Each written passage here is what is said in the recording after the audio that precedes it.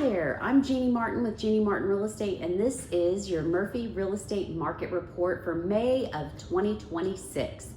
Thank you so much for tuning in. Whether you're a current homeowner, a buyer trying to figure out when to make a move, or just someone who loves keeping a close eye on what's happening in the city you call home, I've got a lot to share with you today. Murphy is a special place. If you've lived here any length of time, you know that. It's one of the few communities in the DFW Metroplex that's genuinely held its identity. A tight-knit, family-oriented city surrounded by rapid suburban growth.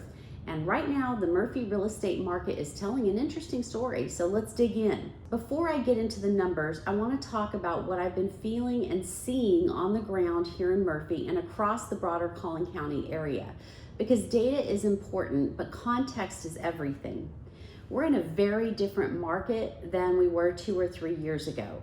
The pandemic frenzy, the multiple offer situations, the houses that went on the market on Friday and were under contract by Sunday, that era is firmly in the rearview mirror. The question now is, where exactly are we and where are we headed? For Murphy specifically, I'll tell you that the market has a unique character. Murphy has always been a more mature, more established neighborhood community. Most of the homes here were built between the late 1990s and the early 2010s. There isn't a lot of new construction. And because of that, Murphy tends to behave a little differently from a city like Lavon or even parts of Wiley that have larger new build subdivisions. What I'm seeing in Murphy tells a story of a market that's softening. Prices have come down year over year. Days on market is showing interesting movement, and seller concessions are becoming very common. Let me show you exactly what the data says. Let's start with inventory, because inventory is the foundation of everything else in real estate. As of right now, there are 60 active residential listings in Murphy. To put that in perspective, let me walk you back through the history. In May of 2021, at the absolute height of the market frenzy, there were only 17 active listings in Murphy, barely anything. You had buyers practically fighting over every home that came on the market. Then in 2022, and as interest rates started climbing, we ticked up to 21 active listings. In 2023, 28. By 2024, we were at 38, and then May of 2025, inventory surged to 69 active listings, more than 4 times what it was in 2021. Now here's something I find genuinely interesting. In May of 2026, that number actually pulled back slightly, down to 60. So we're not seeing further inventory expansion the way some other cities in this area are.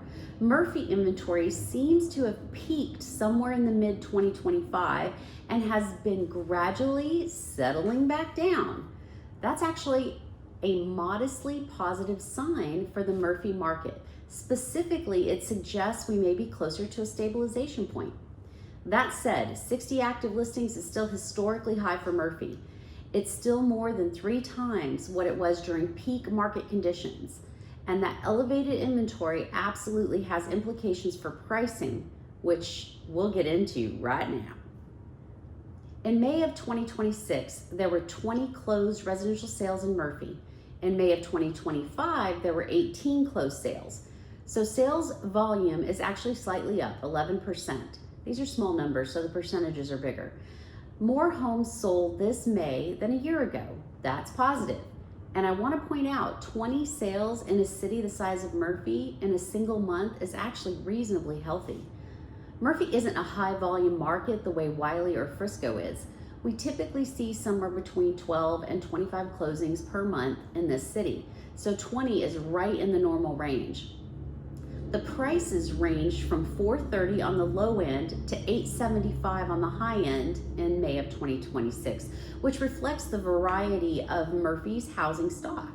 From the smaller original homes in older subdivisions like Timbers and Skyline Acres, all the way up to the larger, newer executive homes in Aviary, Rolling Ridge, and Maxwell Creek North. So on the volume side, things are actually improving, but the price story is where things get more complicated. Here's where I need everyone to pay close attention because the pricing data is significant.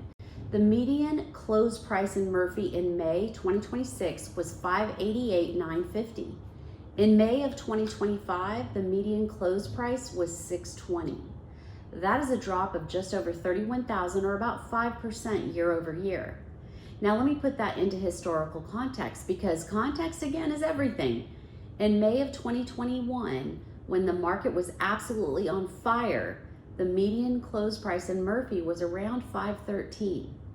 It rocketed upward through 2022, reaching a peak of roughly $690 in May of 2022. It held at elevated levels through 23 and 4, then started softening in late 24 and into 25 and 6. So yes, prices are down from a year ago, and yes, prices are still elevated compared to 2019 and 2020. But we are now clearly in a price correction from that 2022 peak. I'll be honest with you, this doesn't surprise me. Murphy is not immune to what's happening across the entire residential real estate market. Affordability has been stretched to its limits. Interest rates, while they have come down somewhat from their 2023 highs, are still high enough that a lot of buyers are having to negotiate hard on price to make a monthly payment work. And sellers who still have a 2022 mindset about what their home is worth are getting a real education from the market. What I'm telling my sellers right now is this: the comps don't lie. If you're pricing your Murphy home based on what your neighbor sold for in 2022 or even 23, you're going to sit on the market. The buyers are smart. They have access to data and they know what homes are selling for right now. Now here's a data point that actually surprised me a little bit when I pulled it up, and I think it's worth discussing carefully. The median days on market in Murphy in May of 26 was 15 days. In May of 2025, it was 25 days. So homes are actually selling faster this year than last year. At first glance, that might seem contradictory. If prices are falling, shouldn't homes be sitting longer? Not necessarily. Here's what I think is happening. In the second half of 2024 and into early 25, we saw a significant number of overpriced listings in Murphy. Homes were holding out for peak era prices. Homes were sitting, accumulating days on market, and eventually either selling at big reductions or being withdrawn from the market. The dynamic pushed the average days on market way up in late 2024. We were seeing medians in the 50s and 60s at certain points. What seems to be happening now in 2026 is the sellers are coming to market price more realistically from the start. And when a home is priced correctly in Murphy, it still sells fairly quickly. Murphy has strong underlying demand, good schools, established neighborhoods, excellent location in Collin County. The fundamentals are solid. The homes that are priced right are still moving in 2 to 3 weeks. The homes that aren't priced right, those are the ones accumulating days on market and being left behind. I see them every week. A home that's been sitting for 100, 150, even 200 or more days. That's a pricing problem, not a location problem or a condition problem.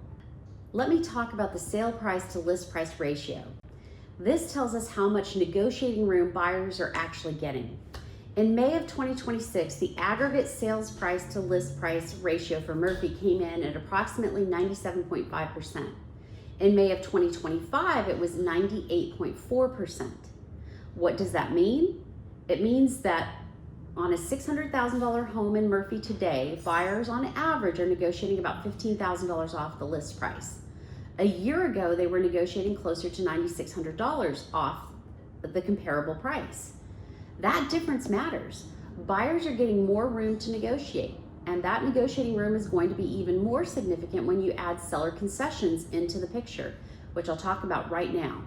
This is something I want every Murphy seller listening right now to really hear. Seller concessions, meaning the seller paying toward the buyer's closing costs, are increasingly common in Murphy in 2026, and they present a real change from prior years.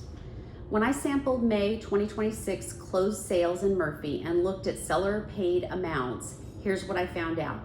7 listings, 5 out of 7, more than 70%, had sellers contributing to closing costs. The amounts ranged from $600 all the way up to $5,000.